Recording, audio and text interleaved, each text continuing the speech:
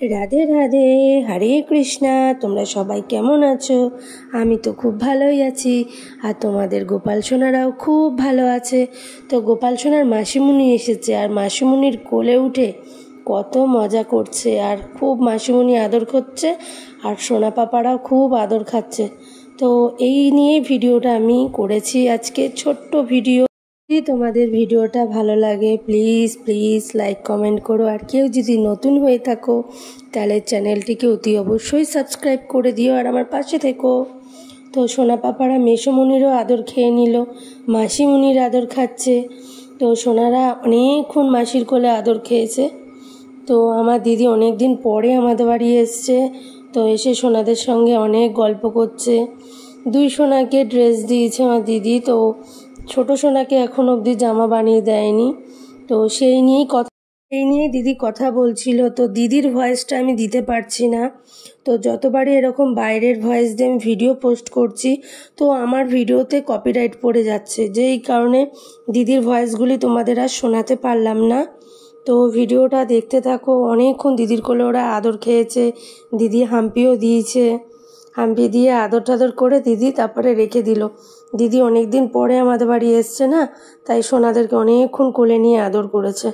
আর আমারও আজকে খুব ভালো লাগলো, আমার দিদি অনেক দিন পরে এসছে আমাদের বাড়িতে, প্রায় 2-3 মাস তো হয়েই গেল। 2-3 মাস পরে আমার দিদি আমাদের বাড়িতে এসছে, তার এই নিয়ে ভিডিওটা করেছি। যদি ভিডিওটা ভালো লাগে প্লিজ তোমরা লাইক কমেন্ট করো আর আমার সাথে থাকো।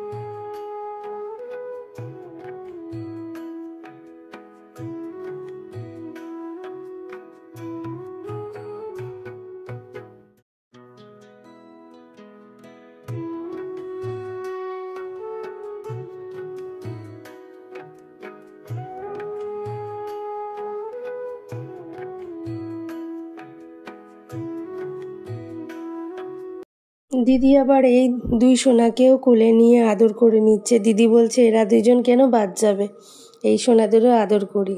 দিদি জিজ্ঞাসা করছিল এই গোপাল ঠাকুরটা তোর আগে রাখা ছিল না? আমি বললাম হ্যাঁ, আমার ছেলে যখন ছোট ছিল তখন আমি মেলার থেকে এই হোয়াইট কালারের যে গোপাল সোনা দেখছো সেই সোনাকে আমি বাড়িতে এনেছিলাম। তো রাখা ছিল আমার শাশুড়ির ঘরে। আমার যা আজকে সকালবেলা আমাকে ঠাকুরটা এসে দিয়ে গেছে সোনাকে আমার কাছে।